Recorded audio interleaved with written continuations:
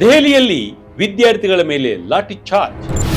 Delhi high court ಖಡಕ್ ಹೇಳಿಕೆ. ವೀಕ್ಷಕರೇ, ದೆಹಲಿಯ ಬೀದಿಗಳಲ್ಲಿ ಸೋಮವಾರ ನಡೆದಿದ್ದು ಸಾಮಾನ್ಯ ಪ್ರತಿಭಟನೆಯಲ್ಲ, ಅದೊಂದು ಸಂಪೂರ್ಣ ರಣರಂಗ. ಸಾವಿರಾರು ವಿದ್ಯಾರ್ಥಿಗಳು, ಯುವಕರು ದೆಹಲಿಯ ಸಂಸತ್ತಿನ ಕಡೆಗೆ ನುಗ್ಗುತ್ತಿದ್ದರೆ, ಇನ್ನೊಂದೆಡೆ ದೆಹಲಿ ಪೊಲೀಸರು ಅಶ್ರುವಾಯು ಶೆಲ್ಗಳನ್ನ ಸಿಡಿಸುತ್ತಾ ಲಾಠಿ ಬೀಸ್ತಾ ಇದ್ರು. ರಕ್ತಸಿಕ್ತವಾದ ಬಟ್ಟೆಗಳು, ಕಿವಿ ಗಡಿಚಿಕ್ಕುವ ಶಬ್ದ, ಕಲ್ಲು ತೂರಾಟ.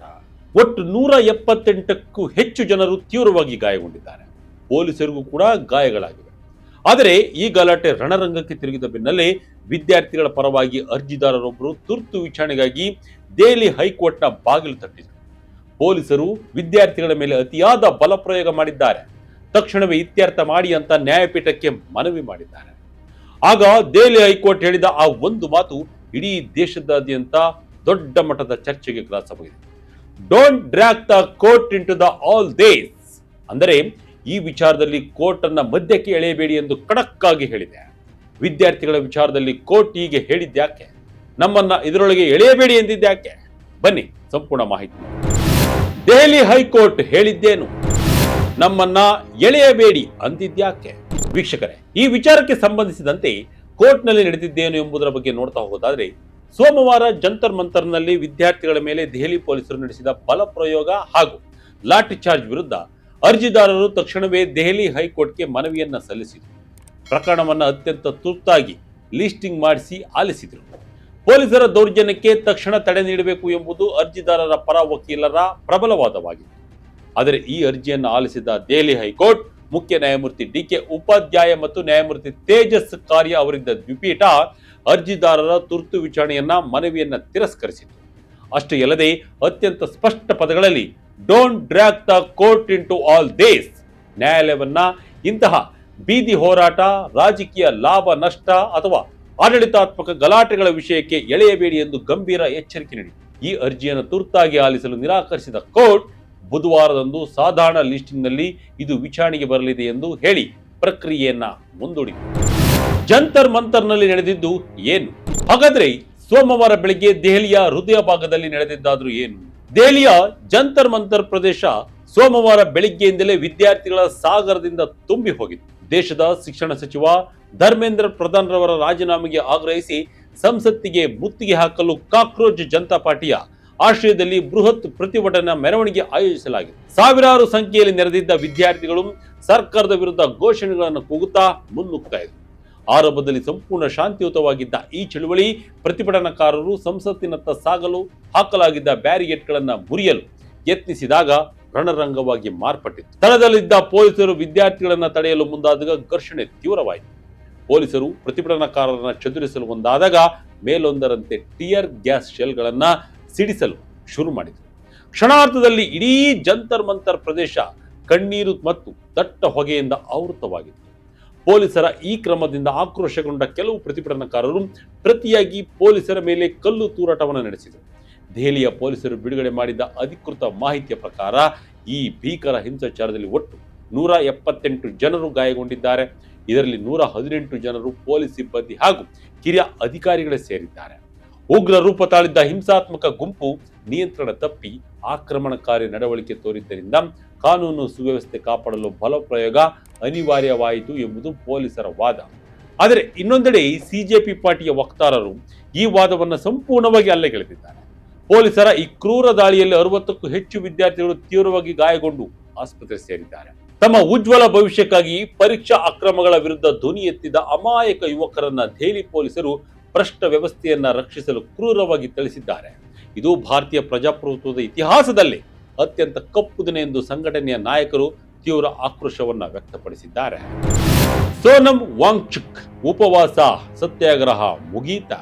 ಸೋಮವಾರ ದೆಹಲಿಯ ರಸ್ತೆಗಳಲ್ಲಿ ಈ ಮಟ್ಟದ ಬೃಹತ್ ಆಕ್ರೋಶ ಹೊರಹೊಮ್ಮಲು ಶನಿವಾರ ನಡೆದ ಒಂದು ಪ್ರಮುಖ ಘಟನೆಯೇ ತಕ್ಷಣದ ಕಿಡಿಯಾಗಿತ್ತು. ಪ್ರಸಿದ್ಧ ಪರಿಸರವಾದಿ 3 ಇಡಿಯಟ್ಸ್ ಸಿನಿಮಾದ ರಿಯಲ್ ಹೀರೋ ಎಂದೇ ಪ್ರಖ್ಯಾತಿಯಾಗಿದ್ದ ಸೋನಂ ವಾಂಗ್ಚುಕ್ ರವರು ನೀಟ್ ಪೇಪರ್ ಲೀಕ್ ಪ್ರಕರಣವನ್ನ ಖಂಡಿಸಿ ಹಾಗೂ ವಿದ್ಯಾರ್ಥಿಗಳ ಹಕ್ಕುಗಳಿಗಾಗಿ ಸತತ 21 ದಿನಗಳ ಸುದೀರ್ಘ ಉಪವಾಸ ಸತ್ಯಾಗ್ರಹ ನಡೆಸ್ತಾ ಇದೆ. ಆದರೆ ಶನಿವಾರದ ವೇಳೆಗೆ ಅವರ ಆರೋಗ್ಯ ಸ್ಥಿತಿ ತೀವ್ರವಾಗಿ ಕ್ಷೀಣಿಸಿದಾಗ ದೆಹಲಿ ಆಡಳಿತ ಮತ್ತು ಪೊಲೀಸರು ಬಲವಂತವಾಗಿ ಅವರನ್ನ ಧರಣಿ ಸ್ಥಳದಿಂದ ಕರೆದೊಯ್ದು ಆಸ್ಪತ್ರೆಗೆ ದಾಖಲಿಸಿದರು. ಇದರೊಂದಿಗೆ ಅವರ 21 ದಿನಗಳ ಸುದೀರ್ಘ ಉಪವಾಸ ಸತ್ಯಾಗ್ರಹಕ್ಕೆ ಹಠಾತ್ ತೆರೆ ಬಿದ್ದಂತಾಗಿತ್ತು. ತಮ್ಮ ನಾಯಕನನ್ನ ಆಡಳಿತ ಯಂತ್ರ ಬಲವಂತವಾಗಿ ಕರೆದೊಯ್ದು ವಿದ್ಯಾರ್ಥಿಗಳ ನ್ಯಾಯಯುತ ಧ್ವನಿಯನ್ನ ಅಡಗಿಸಲು ಯತ್ನಿಸುತ್ತಿದೆ ಎಂದು ಕೆರಳಿದ ಯುವ ಜನತೆ ಸೋಮವಾರ ದೆಹಲಿಯ ಬೀದಿ ಹಿಡಿದು ಸಂಸತ್ತಿಗೆ ಮುತ್ತಿಗೆ ಹಾಕಲು ನಿರ್ಧರಿಸಿದರು. ಇದೇ ಅಂತಿಮವಾಗಿ ಇಷ್ಟೊಂದು ದೊಡ್ಡ ಮಟ್ಟದ ಹಿಂಸಾಚಾರಕ್ಕೆ ಕಾರಣವಾಯಿತು. ಪ್ರಧಾನಿ ಮೋದಿ ಹಾಗೂ ಶಿಕ್ಷಣ ಸಚಿವರ ರಾಜೀನಾಮೆಗೆ ಆಗ್ರಹ. ಇನ್ನು ಪ್ರತಿಭಟನೆಯ ತೀವ್ರತೆ ಹೆಚ್ಚಾಗ್ತಿದ್ದಂತೆ ಪ್ರತಿಭಟನಾಕಾರರು ಕೇಂದ್ರ ಶಿಕ್ಷಣ ಸಚಿವ ಧರ್ಮೇಂದ್ರ ಪ್ರಧಾನ್ ಹಾಗೂ ಪ್ರಧಾನಮಂತ್ರಿ ನರೇಂದ್ರ ಮೋದಿ ಅವರ ಸರ್ಕಾರ ತಕ್ಷಣವೇ ಈ ವಿಷಯದಲ್ಲಿ ಹೊಣೆ ಹೊರಬೇಕು ಎಂದು ಬಿಗಿಪಟ್ಟು ಹಿಡಿದಿದ್ದಾರೆ. ನಮ್ಮ ನ್ಯಾಯಯುತ ಬೇಡಿಕೆಗಳನ್ನು ಈಡೇರಿಸುವವರೆಗೂ ಮತ್ತು ಪರೀಕ್ಷಾ ಅಕ್ರಮಗಳಿಗೆ ಸೂಕ್ತ ಪರಿಹಾರ ಸಿಗುವವರೆಗೂ ನಾವು ಹೋರಾಟದ ಅಂಗಳದಿಂದ ಹಿಂದೆ ಸರಿಯುವ ಪ್ರಶ್ನೆಯೇ ಇಲ್ಲ ಎಂದು ಚಳುವಳಿಗಾರರು ಎಚ್ಚರಿಸಿದ್ದಾರೆ. ಕೇಂದ್ರದ ಉನ್ನತ ನಾಯಕರು ನೇರವಾಗಿ ಆಗಮಿಸಿ ತಮ್ಮೊಂದಿಗೆ ಮಾತುಕತೆ ನಡೆಸಬೇಕು ಎಂದು ಅವರು ಆಗ್ರಹಿಸಿದ್ದಾರೆ. ಇನ್ನೊಂದೆಡೆ ದೆಹಲಿಯಲ್ಲಿ ನಡೆದ ಸಂಘರ್ಷಕ್ಕೆ ಸಂಬಂಧಿಸಿದಂತೆ ದೆಹಲಿಯ ಪೊಲೀಸರು ಈಗಾಗಲೇ 70ಕ್ಕೂ ಹೆಚ್ಚು ಪ್ರತಿಭಟನಾಕಾರರನ್ನ ಬಂಧಿಸಿದ್ದಾರೆ. ಪ್ರತಿಭಟನೆ ವೇಳೆ ಪೊಲೀಸರ ಮೇಲೆ ಹಲ್ಲೆ ನಡೆಸಿದವರು, ಕಲ್ಲು ತೂರಾಟ ನಡೆಸಿದವರು ಮತ್ತು ಸಾರ್ವಜನಿಕ ಹಾಗೂ ಸರ್ಕಾರಿ ವಾಹನಗಳ ಗಾಜುಗಳನ್ನು ಒಡೆದು ಹಾನಿ ಮಾಡಿದ ಕಿಡಿಗೇಡಿಗಳಿಗಾಗಿ ಪೊಲೀಸರು ಬಲೆ ಬೀಸಿದ್ದಾರೆ. ಘಟನಾ ಸ್ಥಳದಲ್ಲಿದ್ದ ಸಿಸಿಟಿವಿ ದೃಶ್ಯಾವಳಿಗಳು, ಪೊಲೀಸರ ಬಾಡಿ ಕ್ಯಾಮೆರಾ ರೆಕಾರ್ಡಿಂಗ್ಗಳು ಹಾಗೂ ಮಾಧ್ಯಮಗಳ ವಿಡಿಯೋಗಳನ್ನು ಆಧರಿಸಿ ಆರೋಪಿಗಳ ಶೋಧ ಕಾರ್ಯ ತೀವ್ರಗೊಳಿಸಿದ್ದಾರೆ. ಚಳವಳಿಯ ಮುಖ್ಯ ಬೇಡಿಕೆ ಏನು? ವೀಕ್ಷಕರೇ, ಅಷ್ಟಕ್ಕೂ ಇಡೀ ದೇಶವನ್ನ ಕಷ್ಟಕ್ಕೆ ದೂಡಿರುವ ಈ ಕಾಕ್ರೋಚ್ ಜನತಾ ಪಾರ್ಟಿಯ ಮೂಲ ಉದ್ದೇಶ ಮತ್ತು ಮುಖ್ಯ ಬೇಡಿಕೆಗಳು ಏನು ಅನ್ನೋದನ್ನ ನೋಡ್ತಾ ಹೋದಾದ್ರೆ, ದೇಶದಲ್ಲಿ ಲಕ್ಷಾಂತರ ವಿದ್ಯಾರ್ಥಿಗಳ ವೈದ್ಯಕೀಯ ಶಿಕ್ಷಣದ ಕನಸನ್ನ ನಿರ್ಧರಿಸಿರುವ ನೀಟ್ ಪ್ರವೇಶ ಪರೀಕ್ಷೆಗಳ ಪ್ರಶ್ನೆ ಪತ್ರಿಕೆ ಪದೇ ಪದೇ ಸೋರಿಕೆಯಾಗುತ್ತಿರುವುದು ದೇಶದ ಬಡ ಮತ್ತು ಮಧ್ಯಮ ವರ್ಗದ ಪ್ರತಿಭಾವಂತ ವಿದ್ಯಾರ್ಥಿಗಳ ಜೀವನವನ್ನ ಸಂಪೂರ್ಣವಾಗಿ ಅಂಧಕಾರಕ್ಕೆ ದೂಡಿದೆ. ವರ್ಷ ಪೂರ್ತಿ ಹಗಲಿರುಳು ಕಷ್ಟಪಟ್ಟು ಓದಿದ ಪ್ರಾಮಾಣಿಕ ವಿದ್ಯಾರ್ಥಿಗಳಿಗೆ ಈ ಭ್ರಷ್ಟ ವ್ಯವಸ್ಥೆಯಿಂದ ತೀವ್ರ ಅನ್ಯಾಯವಾಗ್ತಾ ಇದೆ. ಹೀಗಾಗಿ ಈ ಬೃಹತ್ ಪೇಪರ್ ಲೀಕ್ ಹಗರಣದ ಸಂಪೂರ್ಣ ನೈತಿಕ ಹೊಣೆ ಹೊತ್ತು ಕೇಂದ್ರ ಶಿಕ್ಷಣ ಸಚಿವ ಧರ್ಮೇಂದ್ರ ಪ್ರಧಾನ್ ರವರು ತಕ್ಷಣವೇ ತಮ್ಮ ಸ್ಥಾನಕ್ಕೆ ರಾಜೀನಾಮೆ ನೀಡಬೇಕು ಎಂಬುದೇ ಈ ಕಾಕ್ರೋಚ್ ಜನತಾ ಪಾರ್ಟಿಯ ಪ್ರಮುಖ ಬೇಡಿಕೆಯಾಗಿದೆ. ಅಷ್ಟೇ ಅಲ್ಲದೆ ಈ ಪರೀಕ್ಷಾ ಅಕ್ರಮಗಳು ಮತ್ತು ಭವಿಷ್ಯದ ಚಿಂತೆಯಿಂದ ಮನನೊಂದು ಆತ್ಮಹತ್ಯೆಗೆ ಶರಣಾದ ವಿದ್ಯಾರ್ಥಿಗಳ ಕುಟುಂಬಸ್ಥರಿಗೆ ಸರ್ಕಾರ ತಲಾ 1 ಕೋಟಿ ರೂಪಾಯಿ ನಷ್ಟವನ್ನ ಪರಿಹಾರ ನೀಡಬೇಕು ಎಂಬುದು ಈ ಆಂದೋಲನದ ಮತ್ತೊಂದು ಪ್ರಮುಖ ಆಗ್ರಹವಾಗಿದೆ. ಮುಂದೆ ಇಡೀ ದೇಶದ ಕಣ್ಣು ಕೋರ್ಟ್ ಮೇಲಿದೆ. ವೀಕ್ಷಕರೇ, ಒಟ್ಟಾರೆಯಾಗಿ ಹೇಳುವುದಾದ್ರೆ ದೆಹಲಿಯ ಬೀದಿಗಳಲ್ಲಿ ಸೋಮವಾರ ನಡೆದ ಈ ಭೀಕರ ಸಂಘರ್ಷವು ದೇಶದ ಪ್ರಸ್ತುತ ಶೈಕ್ಷಣಿಕ ವ್ಯವಸ್ಥೆಯ ಲೋಪದೋಷಗಳ ವಿರುದ್ಧ ಭಾರತದ ಯುವಜನತೆ ಹೊಂದಿರುವ ತೀವ್ರ ಆಕ್ರೋಶ ಮತ್ತು ಅಸಮಾಧಾನವನ್ನ ಪ್ರತಿಬಿಂಬಿಸುತ್ತದೆ. ನೀಟ್ ಪರೀಕ್ಷಾ ಅಕ್ರಮಗಳಿಂದಾಗಿ ತಮ್ಮ ಭವಿಷ್ಯದ ಭರವಸೆಯನ್ನೇ ಕಳೆದುಕೊಳ್ಳುತ್ತಿರುವ ವಿದ್ಯಾರ್ಥಿಗಳು ತಮ್ಮ ಹಕ್ಕುಗಳಿಗಾಗಿ ರಸ್ತೆಗಿಳಿದು ಹೋರಾಡುತ್ತಿದ್ದರೆ, ಇನ್ನೊಂದೆಡೆ ಕಾನೂನು ಸುವ್ಯವಸ್ಥೆ ಮತ್ತು ನ್ಯಾಯಾಂಗದ ಪರಿಮಿತಿಗಳ ನಡುವೆ ಈ ಹೋರಾಟ ಈಗ ಅತ್ಯಂತ ಕ್ಲಿಷ್ಟಕರ ತಿರುವು ಪಡೆದುಕೊಂಡಿದೆ. ದೆಹಲಿಯ ಹೈಕೋರ್ಟ್ ನಮ್ಮನ್ನ ಇದರಲ್ಲಿ ಎಳೆಯಬೇಡಿ ಎಂಬ ಸ್ಪಷ್ಟ ನಿಲುವು ಇಂತಹ ಜ್ವಲಂತ ಸಾಮಾಜಿಕ ವಿಷಯಗಳನ್ನು ಸರ್ಕಾರ ಮತ್ತು ಪ್ರತಿಭಟನಾಕಾರರು ಮಾತುಕತೆಯ ಮುಖಾಂತರವೇ ಬಗೆಹರಿಸಿಕೊಳ್ಳಬೇಕು ಎಂಬ ಬಲವಾದ ಸಂದೇಶವನ್ನು ರವಾನಿಸಿದೆ. ಶಿಕ್ಷಣ ಸಚಿವರ ರಾಜೀನಾಮೆ, ಪರೀಕ್ಷಾ ವ್ಯವಸ್ಥೆಯ ಸಂಪೂರ್ಣ ಪಾರದರ್ಶಕತೆ ಮತ್ತು ಸಂತ್ರಸ್ತ ವಿದ್ಯಾರ್ಥಿಗಳಿಗೆ ಸೂಕ್ತ ಪರಿಹಾರಕ್ಕಾಗಿ ಆಗ್ರಹಿಸುತ್ತಿರುವ ಕಾಕ್ರೋಚ್ ಜನತಾ ಪಾರ್ಟಿಯ ಈ ಆಂದೋಲನವು ಮುಂಬರುವ ದಿನಗಳಲ್ಲಿ ಮತ್ತಷ್ಟು ತೀವ್ರಗೊಳ್ಳುವ ಎಲ್ಲ ಲಕ್ಷಣಗಳು ಕಾಣುತ್ತಿವೆ. ಈ ನಿಟ್ಟಿನಲ್ಲಿ ಕೇಂದ್ರ ಸರ್ಕಾರ ಯಾವ ಕ್ರಮ ಕೈಗೊಳ್ಳಲಿದೆ ಎಂಬುದನ್ನು ಕಾದು ನೋಡಬೇಕಿದೆ.